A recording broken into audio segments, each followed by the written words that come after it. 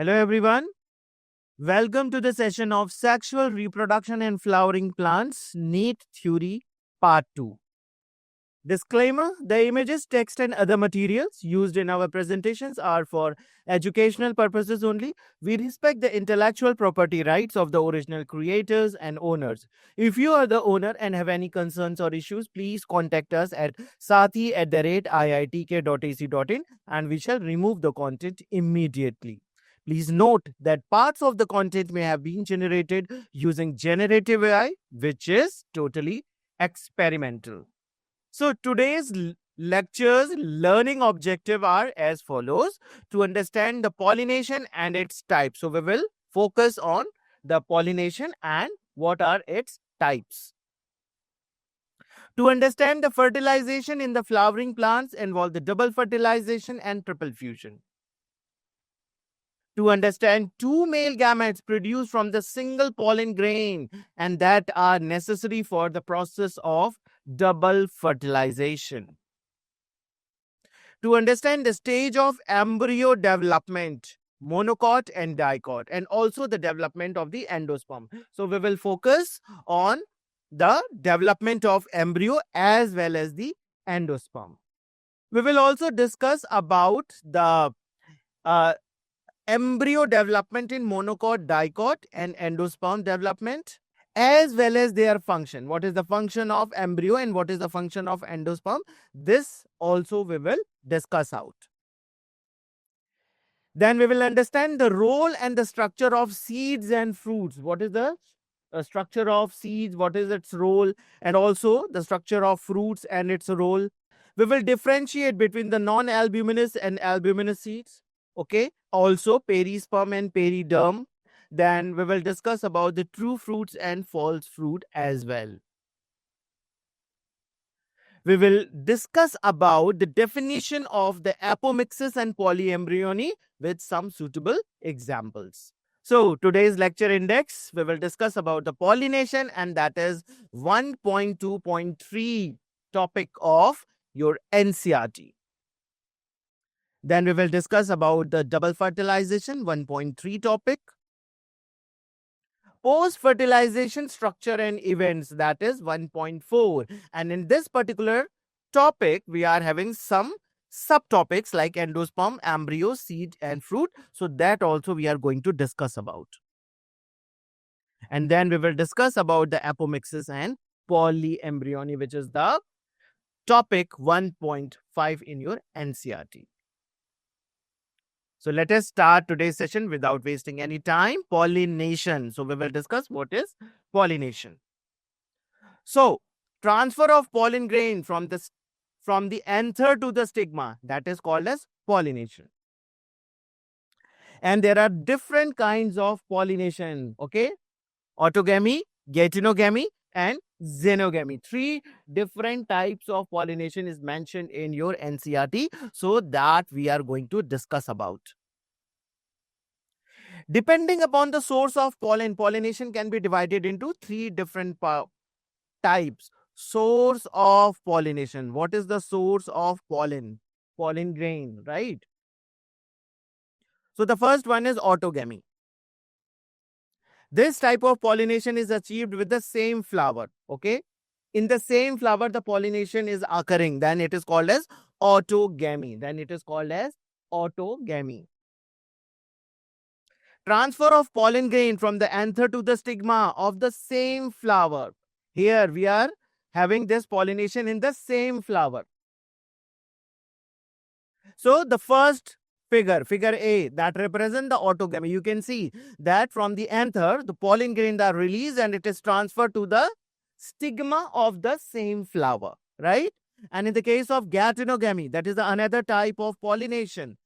The flowers are present on the same plant, two different flowers present on the same plant. And from the anther of one of the flower, the pollen is released and transferred to the another flower stigma.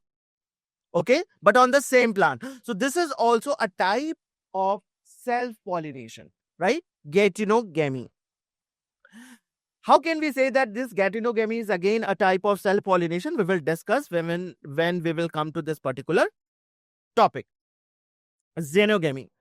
In the case of xenogamy, two different plants are there, and we are having the two different flowers on the two different plants. So the pollen grains are transferred from the anther of one flower of a plant to another flower of another plant, right? So that is the xenogamy.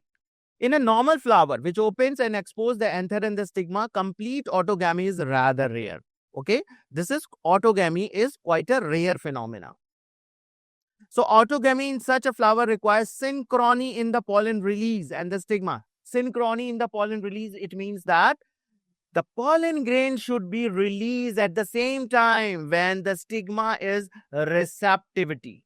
Stigma has receptivity to receive the pollen grain.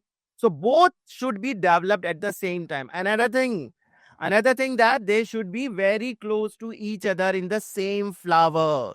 And then they are supporting to the self-pollination, or you can say the autogamy. So there is synchronization between the pollen release and the stigma receptivity, and also the anther and the stigma should lie close to each other. Some plants such as Viola, Oxalis and Commelina, the two types of flowers, they are having the two different types of flower, Chesmogamous and Clistogamous. Now Chesmogamous flowers blooms, it opens, whereas the Clistogamous flower do not open at all. They do not get open. So here you can see this is the flower that is showing the self-pollination, the pea flower, the flower. And another flower, the bee, that is the sunflower that represent the cross-pollination. The this third figure that is showing the Clistogamous flower. Okay, here you can see they are having the two different types of flower. This is the plant of Commelina.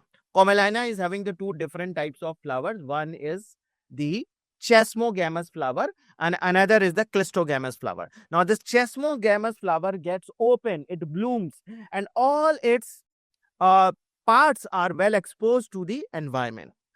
Whereas the Clistogamous flower do not open. They do not get open. They are closed. They are present in the form of bud.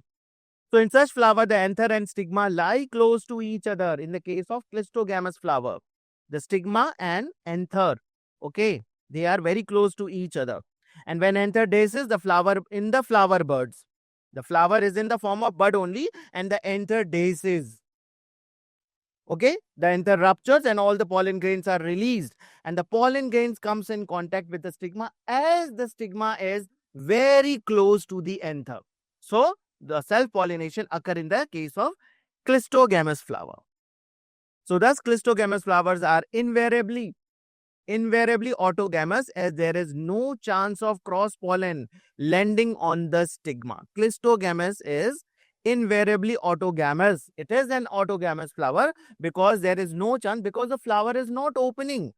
So there is no chance that the pollen grain from another flower could come inside this particular flower, Clistogamous. The flower is closed in the form of bud, so there is no chance of some other pollen grain to come inside and do the process of cross-pollination, right? So it is always following the autogamy. Clistogamous flower produce a short seed set even at the absence of pollinators. So this point is very, very important. In 2022, okay, here, NEET examination, this question has been asked from this particular line. Clistogamous flower, there is an assurity of seed set. If the pollinator is not present, then the Chesmogamous flower do not get pollinated, right? But this Clistogamous flower, they get pollinated, and there is a assurance of the seed formation. So this we have already discussed in our previous slide about the Clistogamous and Chesmogamous flower. Now we will talk about the Geitonogamy. Transfer of pollen grain from the anther to the stigma of another flower of the same plant. Pollen grains from the anther is transferred to the stigma of another flower, but on the same plant, right? So this is a type of a pollination that is called as Geitonogamy.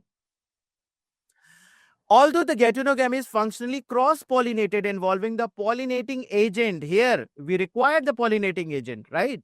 but genetically it is similar to the autogamy, because there is a no new genes are found, because if the flowers are present on the same plant, then their genes will be the same. So there will be no variation. So though it required the pollinating agent for the process of pollination, it represent like it is going on as a cross pollination, but still it is similar to the autogamy. It is similar to the autogamy. And the reason I told you, right? So this particular figure, B figure, it is representing the geitonogamy. Geitonogamy, because both the flowers are present on the same plant. Both the flowers are present on the same plant, right? Xenogamy, transfer of pollen grain from the anther to the stigma of the different plant. Now, here the plants are different. Two different plants are there and they are having the flower. Now, the pollination is occurring in between those two plants. So, this type is the only type of pollination which during the pollination brings genetically different types of pollen grains to the stigma. Here the pollination is occurring between the two different plants, so obviously there the genetic constitution will be quite different. So it will, when the pollination is occurring between these two plants, then there will be variation. Now this is actual cross pollination. The question has been asked from this particular end in 2021 in the NEET examination. So this is very, very important point. So this figure C, represent the xenogamy. Two different plants here you can see. One plant is this, right? And we are having another plant, this.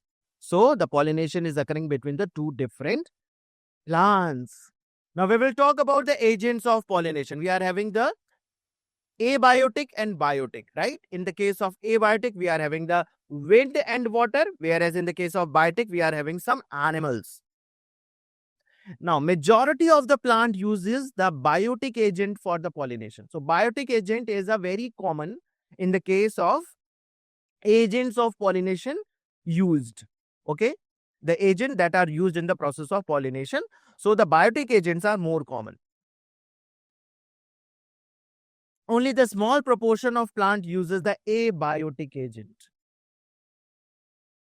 So here this figure represents the wind pollinated plant, okay, showing the compact inflorescence as well as the exposed stamen. So here you can see as the flowers are very small, so all the flower which are present on the axis become very compact and represent the inflorescence. Generally the flowers are solitary.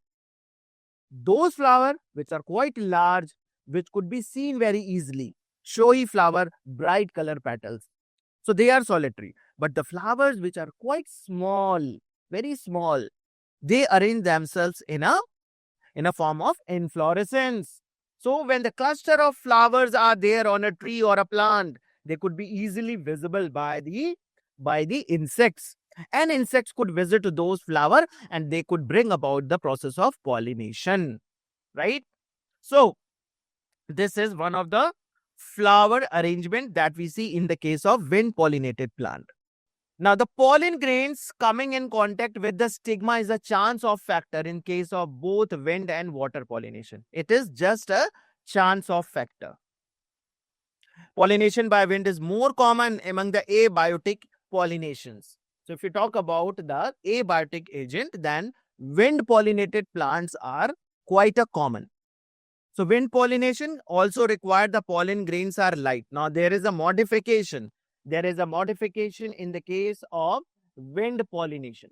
What are the modification? Let us see that. The pollen grains are quite light in weight, and they are non-sticky. And when they are light, they could be easily carried by the wind currents. Okay, and one more thing you can see here. The stamens are well exposed. Here you can see all the stamens are well exposed. Why they are exposed? So that if there is a wind current, then the pollen grains could be easily carried by those wind current, right? So the stamens are well exposed. The pollen grains are light in weight and non-sticky. They often possesses well-exposed stamen so that the pollens are easily dispersed into the wind current, and they are having the often feathery stigma. This is again another modification that we see in the case of wind pollinated plant. Feathery stigma. Now, this feathery stigma could easily trap the airborne pollen grain. Now, this line is very important, as you can see that the question has been asked from this line in 2017, 2020, and 2023. So, very important. Pollination by water is a quite rare. Now, we will talk about the aquatic plants and see whether how the pollination occur in those plants. So, this pollination by water is a quite rare in the flowering plant. It is limited to just 30 genera. Aquatic plants are less in number, and in those plants also only 30 genera are reported in which the pollination occur with the help of water, and mostly from the monocot plant. Some examples of water pollinated like Vallisneria, Hydrilla. Okay, these are the freshwater example, and one sea grasses like Jostera, they grow in the marine environment, marine water. So not all aquatic plants use water for pollination. Again, see this. There are some aquatic plants that grow in aquatic environment, but still they do not use water for its pollination. Very, very important line. The majority of the aquatic plants such as water hyacinth. Now, this is one of the examples of water hyacinth. Okay. Water lily. The flowers emerge above the level of water. The flower is emerge above the level of water, and the flower is very showy, very bright colored. Okay.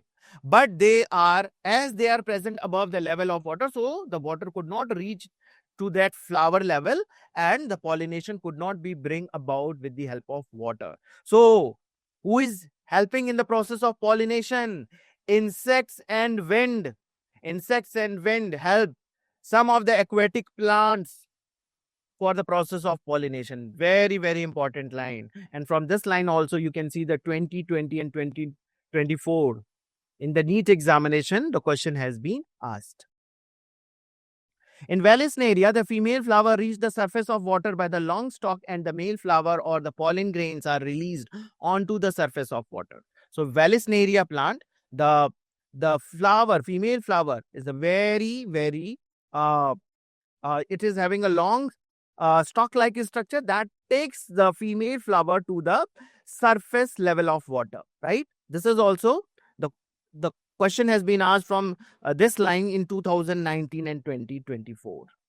So they are carried passively by the water current. Some of them eventually reach the female flowers and the stigma.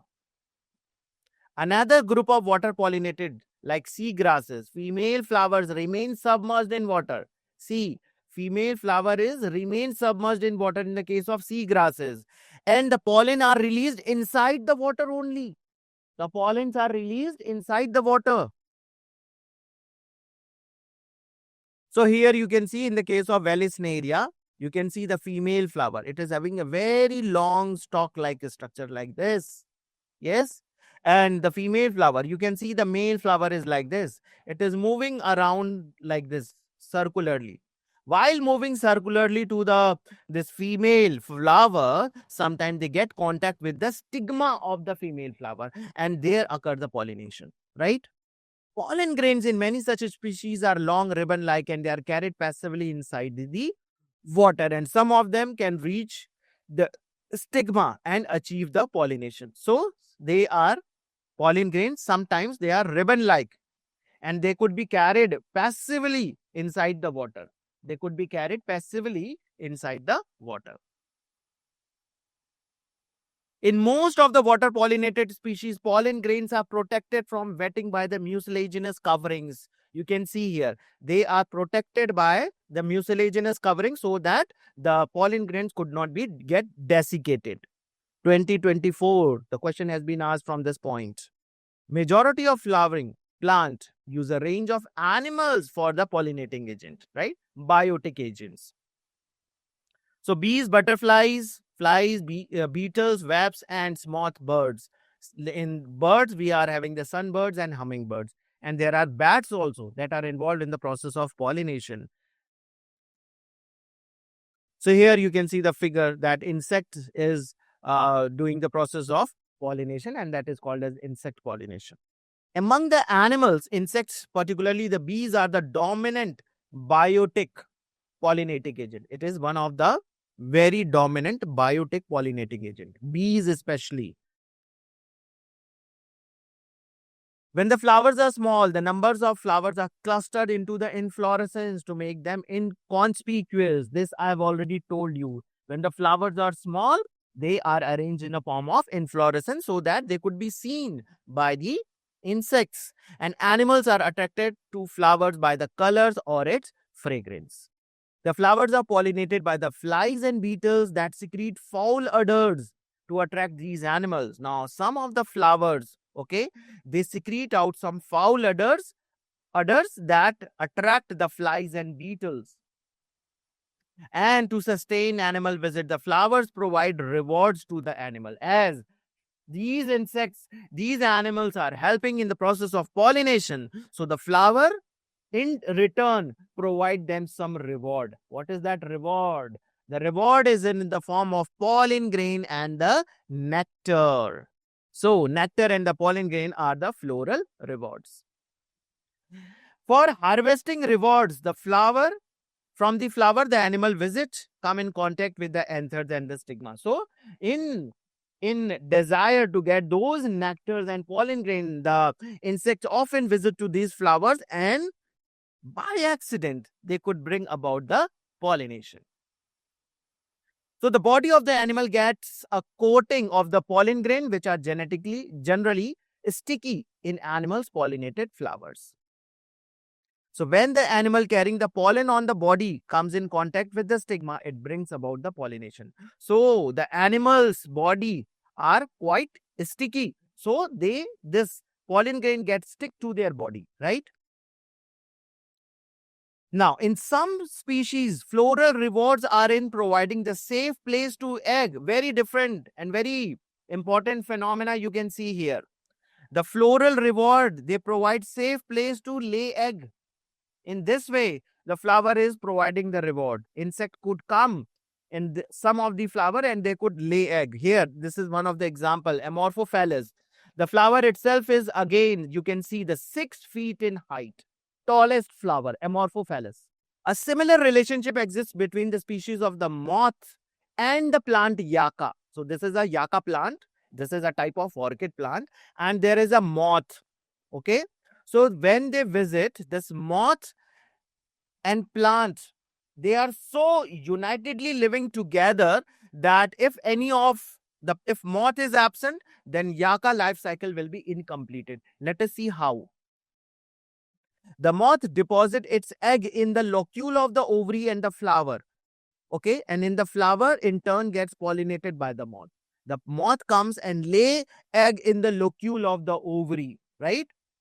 And in return, they get pollinated. So the larva of the moth come out of the egg as the seeds start developing.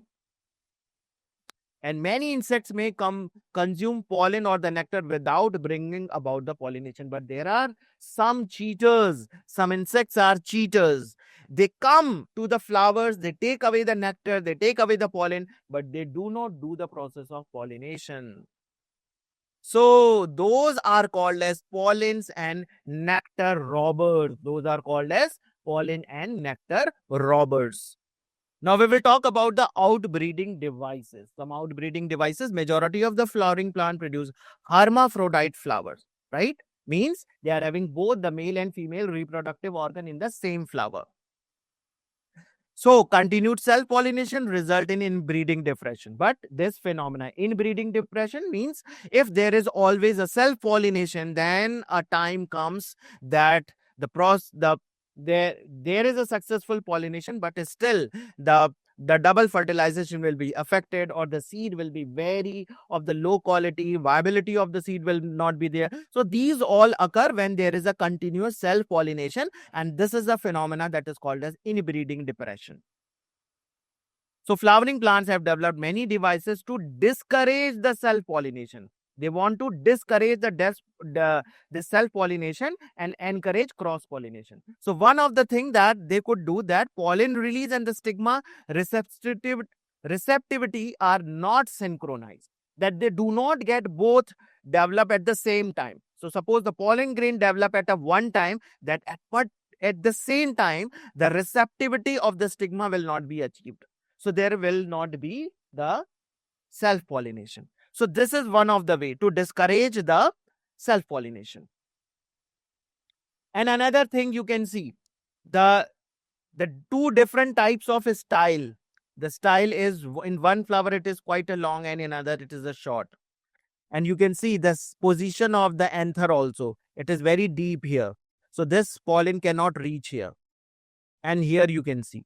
So either the pollen is released before the stigma become receptive, or the stigma become receptive much before the release of the pollen. So sometimes the pollen get mature earlier, but at the same time the stigma is not mature in the same flower, right? So in this way they do not allow the self-pollination to occur in the same flower. In some other species, the anther and the stigma are placed at the different position so that the pollen cannot be come in contact with the stigma of the same flower. And both of these devices prevent autogamy. The third is the device that prevent the inbreeding is the self-incompatibility. So this particular line you can understand with this figure. So here you can see the stigma.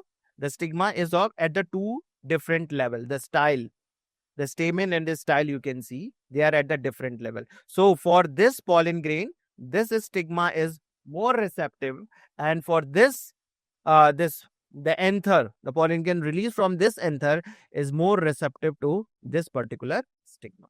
So this is incompatibility. Self-incompatibility means this is a genetic mechanism that prevent the self-pollination, right? And here, what happens?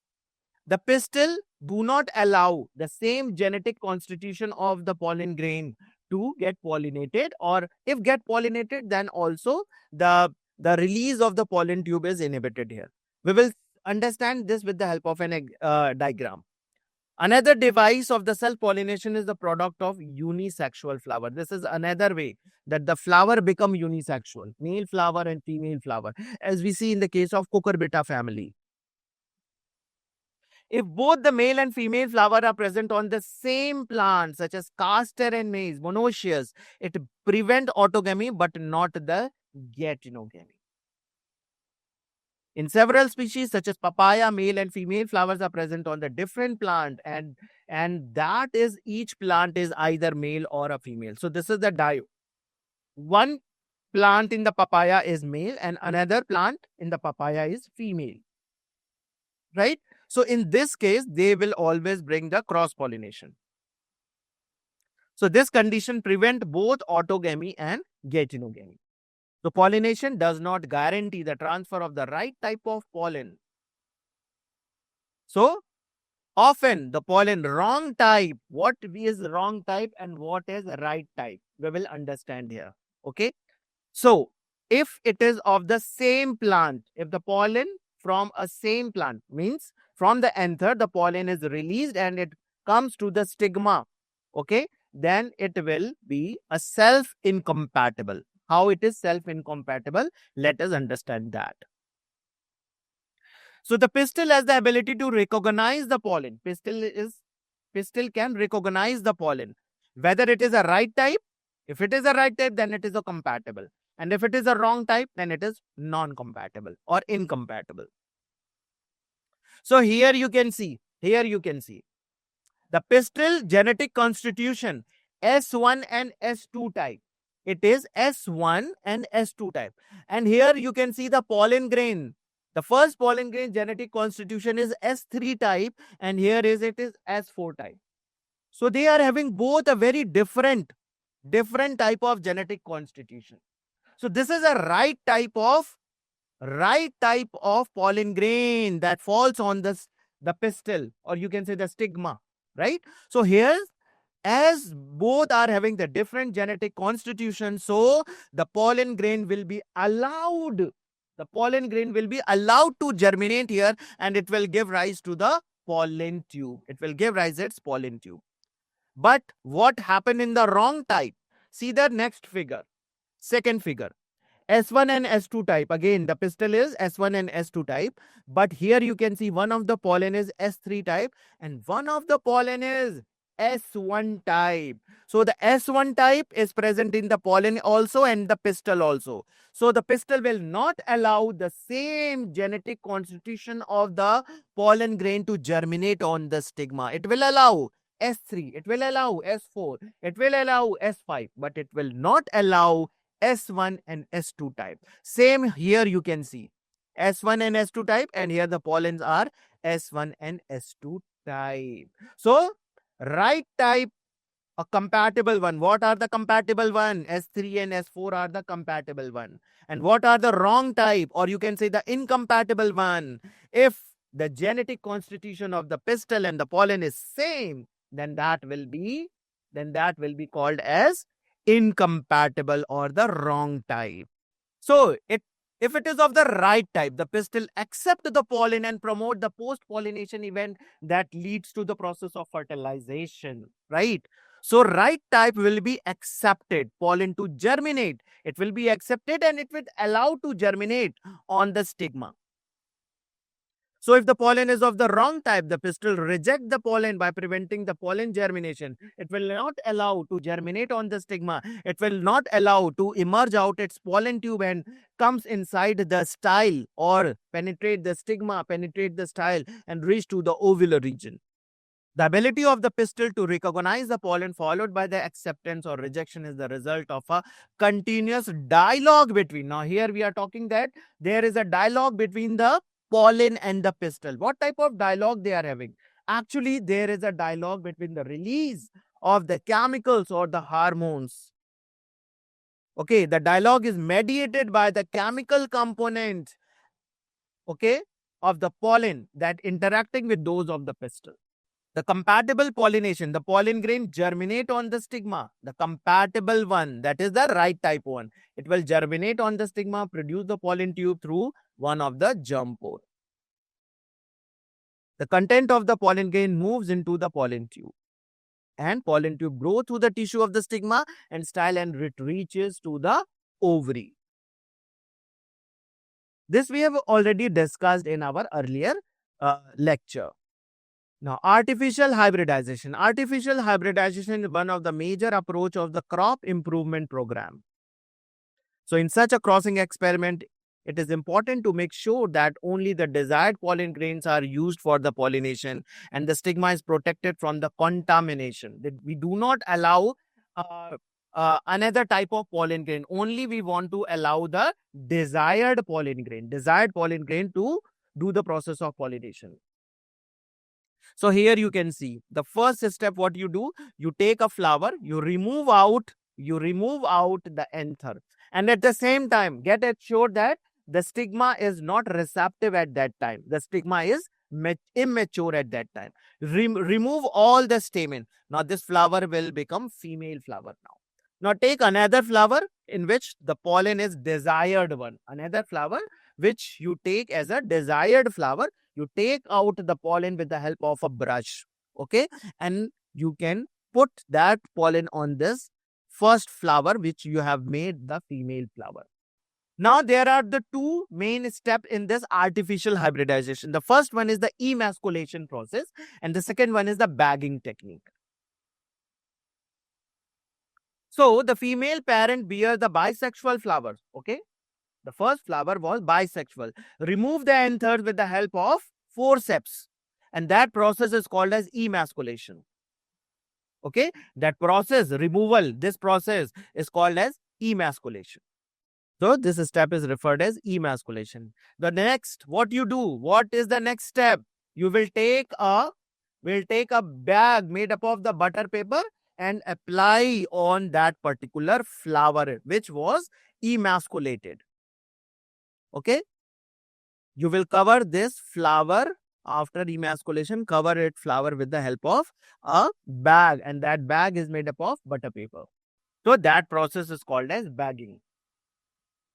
And when the stigma and the bagged flower attain the receptivity, mature pollen grain collected from another flower of its anther, and you will put that pollen on that stigma. You will uncover that bag.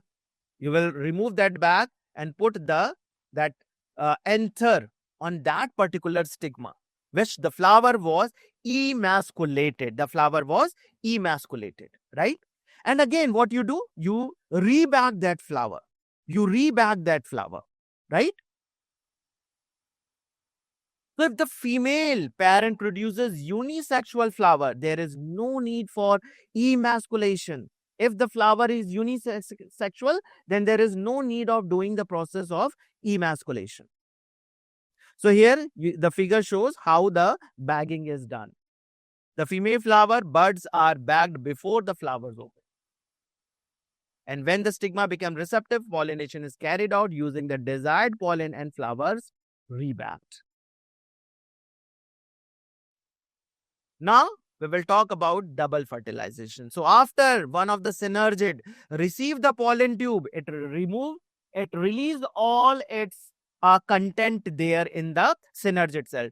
Two male gamete and some sort of cytoplasm, right? One of the male gamete moves toward the egg and it fuses with its nucleus, and this process is called as syngamy. First fertilization, that is called as syngamy, fusion of egg with one of the male gamete, syngamy. This result is the formation of zygote. So here you can see the zygote, the formation of zygote. And after the first fertilization is done, the syngamy is done, the synergid get degenerated. The other male gamete moves toward the two polar nuclei located at the central cell and fuses with them to produce the triploid primary endosperm nucleus. PEN, the two polar nuclei which is present in the central cell. Okay, the second male gamete moves towards this two polar nuclei, and the two polar nuclei fuse together, and later on this second male nuclei also fuse together. So how many nuclei got fused here? Three nuclei got fused here. So that is called as triploid primary endosperm nucleus, because this nucleus is involved in the process of endosperm formation.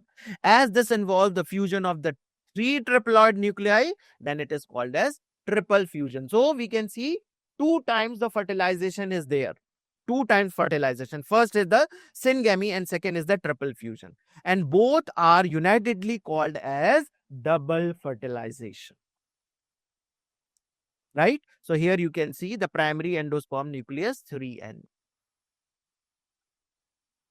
Since the two types of fusion, syngamy and triple fusion, take place in the embryo sac, and the phenomena is termed as double fertilization, and this event is very unique to the flowering plant. Such type of unique feature you do not see in the non-flowering plant, right? The central cell after the triple fusion becomes the primary endosperm nucleus. Okay, the central cell becomes the primary endosperm nucleus cell, and the nucleus will become primary endosperm nucleus. So this cell, central cell, will later form the endosperm, and your zygote will form the embryo. Okay, so this zygote will form the embryo. So here you can see the zygote divide into the two cells, then it forms the globular embryo, then you can see the heart-shaped embryo and mature embryo. But before this formation of embryo, there is a formation of endosperm, right? So now we will discuss about the post-fertilization, means what happened after the fertilization. So here what we see, there is the formation of endosperm and embryo development. Okay, inside the ovule only. The ovule changes to the seed after the development, and ovary changes to the fruit. So first we will talk about the endosperm, because endosperm formed earlier than the embryo. Endosperm develop precede the embryo development. Primary endosperm cell divide repeatedly from the triploid endosperm tissue. Right? So this repeatedly divide and it forms the triploid endosperm tissue. This is the figure of the diploid dicot embryo and the monocot embryo. The grass embryo that represent the monocot embryo. endosperm. The cells of this tissue are filled with the reserve food material and are used in the nutrition of the developing embryo. So this endosperm, the tissue is used for the developing embryo as a nutrients. So most of the common type of endosperm that the pen undergoes successive nuclear division and that give rise to the free nuclei. It divide and redivide and forms the lot of nucleus. Okay, free nuclear division you can see. There is no set of the cell wall after the nuclear division. No cytokinesis, only karyokinesis every time. So the stage of the endosperm development is called as the free nuclear endosperm. Subsequently, the cell wall formation occur at the endosperm becomes cellular. But the later stages, you see that all the nucleus when has been formed, then there is a formation of cell wall, and thus this nuclear endosperm changes to the cellular endosperm. So the number of free nuclei formed before the cellularization varies greatly. Subsequently, the cell wall formation occur in the endosperm and that will become cellular. The number of free nuclei formed before the cellularization varies greatly. And what you see in the coconut water, the liquid water that you drink, that is actually nothing but a free nuclear endosperm. Free nuclear endosperm that is made up of thousands of nuclei, right? And later on, this liquid settles, and as the cell formation takes place, okay, cell formation takes place. So that forms the white kernel in the form of cellular endosperm. So here you can see the two types of endosperm we see here, cellular endosperm and the nuclear endosperm. You can see the nuclear endosperm, there are a number of nuclei, and later on the cell wall is laid and it forms the cellular form. And the cellular endosperm, what happens? The nucleus divide, two nucleus, and then there is a cytokinesis. Simultaneously, there is a cytokinesis. So both the karyokinesis and cytokinesis occur simultaneously, and there is always a cell formation. So cellular endosperm. But there is a third type also, that is the halobial endosperm, in which the mixed type of cellular endosperm and nuclear endosperm you see. That is the halobial one. The endosperm may be either completely consumed by the developing embryo, as we see in the case of pea, groundnut, and beans plant. But it's some plant, they persist in the mature seed, like we see in the case of castor and coconut, and they are used up during the seed germination, right? Very important line. Split open some of the seeds of the castor, peas, beans, groundnut, fruit of the coconut, and look for the endosperm in each case. Now we will talk about the embryo. So embryo develops at the micropylar end of the embryo sac where the zygote is situated. So zygote divide and it forms the embryo. Okay, embryo. Most zygote divide only after the certain amount of endosperm is formed, because this endosperm is only going to provide them nourishment. This is an adaptation to provide assured nutrition to the developing embryo. So this is an assurity that the developing embryo will get their nourishment from the endosperm, which is earlier formed. So this is again the diagram that is showing the embryo in the case we see the dicot as well as the monocot. We will discuss about it. Though the seeds differ greatly in the early stages of the embryo development, embryogeny, they are similar in both the monocot and dicot. The zygote gave rise the proembryo, and subsequently the globular, heart-shaped, and the mature embryo is formed. So earlier, the zygote divide into two cells. The upper cells do not get divided, but the lower cells divide and redivide, and it forms the proembryo structure. Now, this proembryo later on reaches to the globular form, as the structure of the embryo is like globe. Okay, then it is called as globular structure. Now it transforms into heart shape. That is why that stage is called as heart shaped embryo. And later on, the mature embryo is set up. A typical dicotyledonous embryo consists of the embryonal axis and the two two cotyledons. So here you can see in the case of dicotyledons embryo, you can see the two cotyledon. These are the two cotyledon and this is the embryonal axis. In the same way, monocot also, this is the embryonal axis and this is scutellum is the cotyledon in the case of grasses, or you can say in the monocot. The portion of the embryonal axis above the level of the cotyledon is the epicotyle. Now, from the cotyledon, what portion is above it? Above the embryonal axis, that part is called as epicotyle and that terminates with the plumule or stem tip. And the cylindrical portion below the level of cotyledon is the hypocotyle that terminates at its lower end of the radicle or the root tip. Okay, below the region of the cotyledon, there is a hypocotyle and it terminates at the radical point or the root tip. So, root tip is covered with the root cap. Here you can see the radicle, it is covered with the root cap. In the dicot as well as in the monocot, radicle, it is covered with the root cap. Embryos of the monocotyledon possesses only one cotyledon, very important, and that is why it is called as monocot. Monocot. In the grass family, the cotyledon is called as scutellum. This is another name that got for its one cotyledon, that is scutellum, and that is in the grass family. We see that, and that is situated toward one side of the embryonal axis. Okay, now the radicle or the root cap, it is covered with a sheath-like covering. It is covered with a sheath-like covering and that is called as coleorhiza. So here you can see coleorhiza. Coleorhiza. It is having the radicle, okay, radicle or the root cap and it is covered with a sheath-like covering and that is called as coleorhiza. The portion of the embryonal axis above the level of attachment of the scutellum is the epicotyle. So epicotyle has a shoot apex and a few leaf primordia enclosed in a hollow foliar structure, the coleoptile. So here you can see the coleoptile, okay, the coleoptile, and this covered the shoot apex, okay, the shoot or the you can say the plumule part is covered with a sheath-like covering that is called as coleoptile.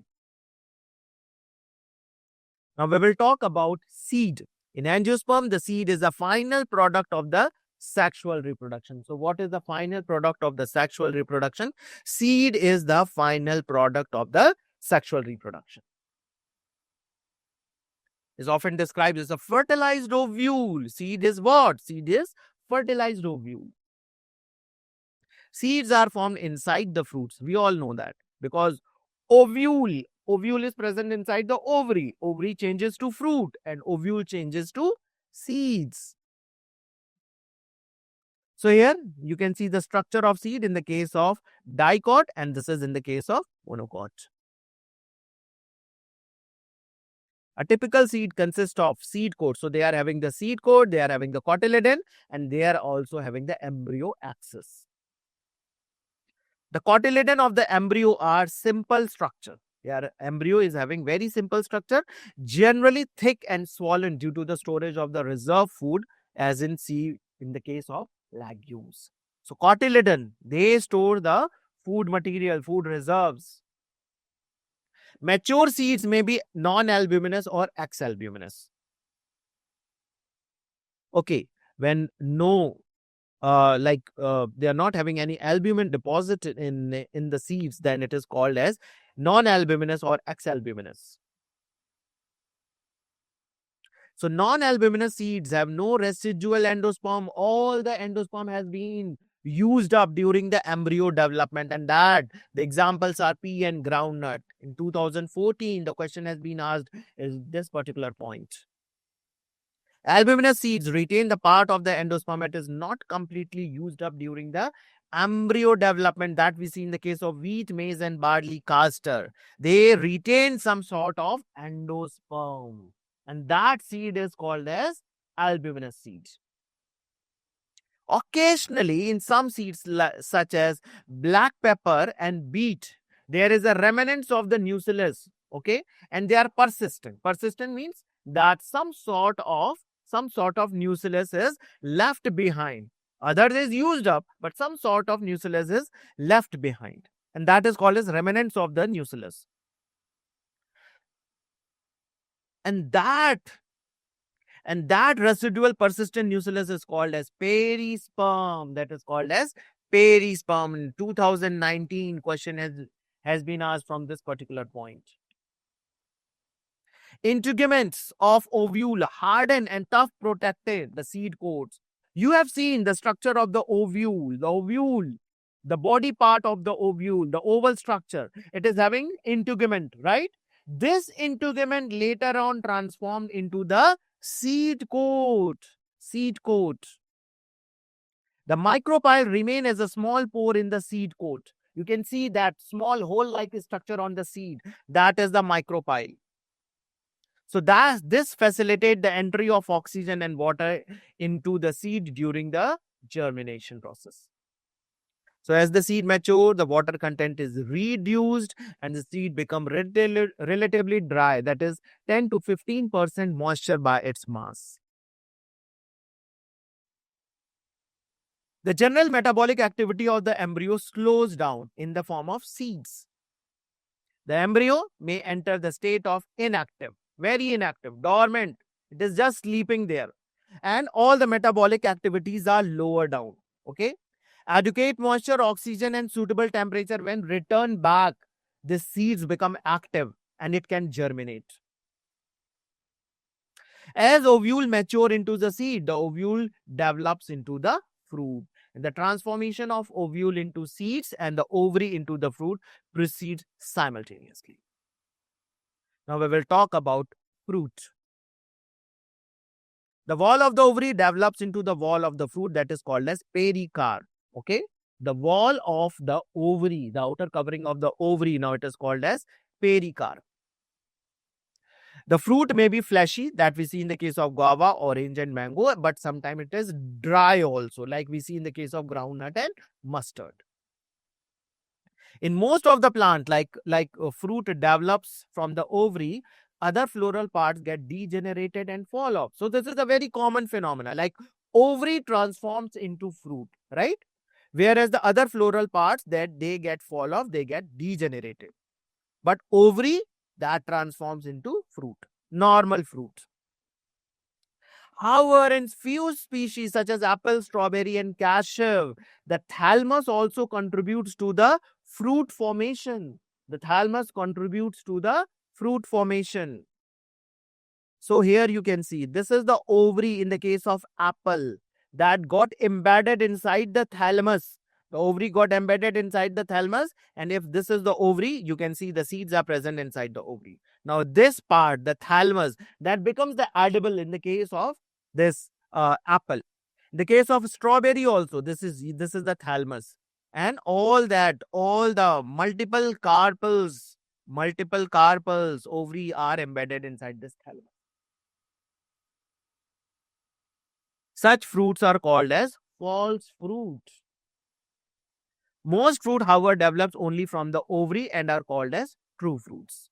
So that the fruit that develops from the ovary, that is called as true fruits, but other parts involved in the formation of fruit, that fruit is called as false fruit. Although in most of the species fruits are the results of fertilization, there are few species in which fruits develop without fertilization. No fertilization is there, but still there is a formation of fruit. So that type of fruits are called as parthenocarpic fruit.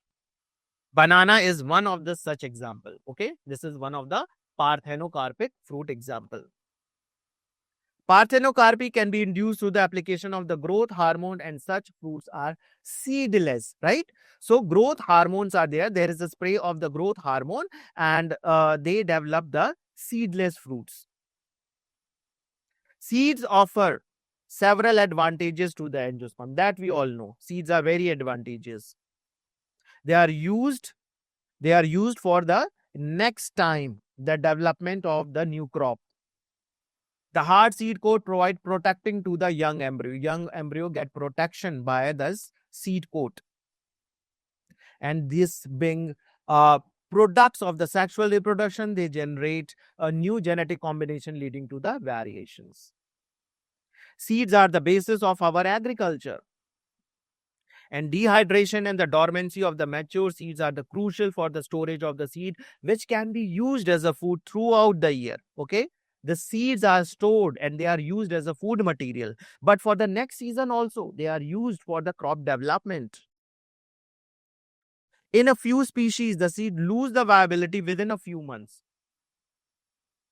but in some they could be viable for several years. And this, there are some examples. Some seeds can remain alive for the hundred of years. There are several records for very old and yet viable seeds. The oldest one is the lupine. Scientific name is Lupinus arcticus, that was excavated from the Arctic tundra. This is a region in the Arctic Circle, Arctic tundra region, and there we got an oldest seed that is called as lupine. The seed was 10,000 year old and it was in the dormant condition. Okay. A recent record, 2,000-year-old viable seed what was found, and that was date palm, Phoenix dactylifera, recovered during the archaeological excavation from the King Herod Palace near the Dead Sea. So here you can see what is the viability of the seeds. Some seeds are like viable for thousands of years, but some are for the months only.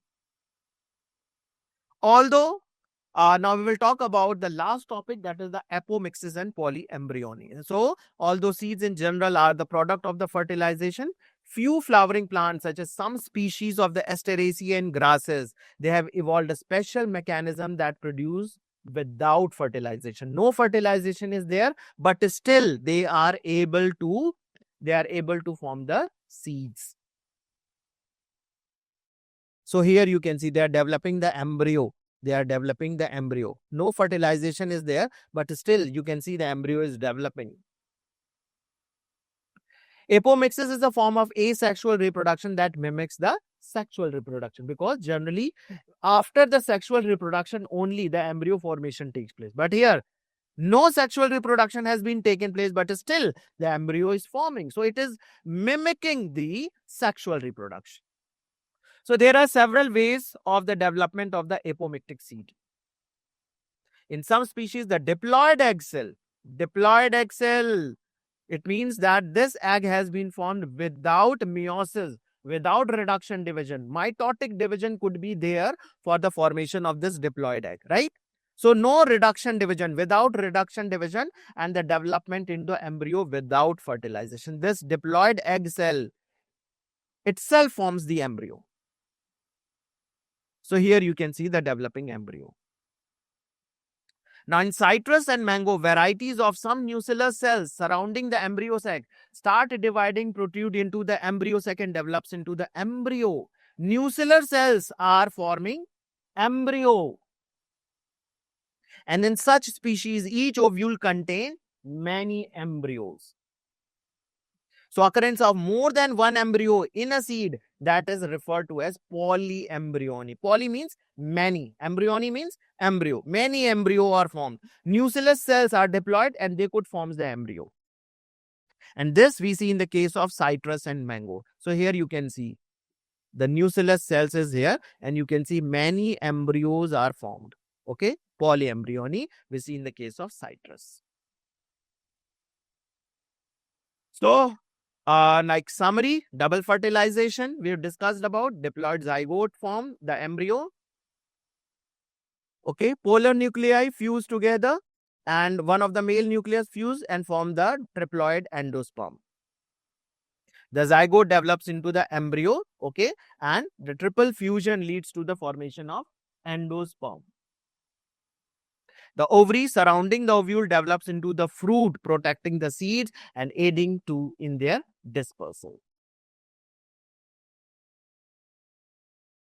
Apomixis is one of the asexual reproduction where the seeds develop without fertilization by passing the need for the pollination.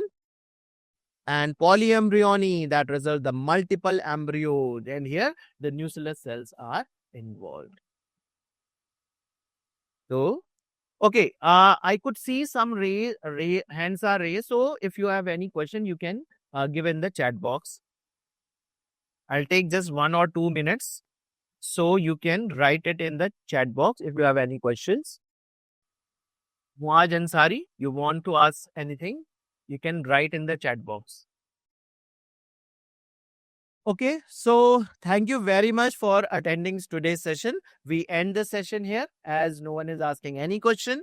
Okay, so we have completed this chapter. Now we will have some exercise next day. Okay, so thank you very much for attending today's session.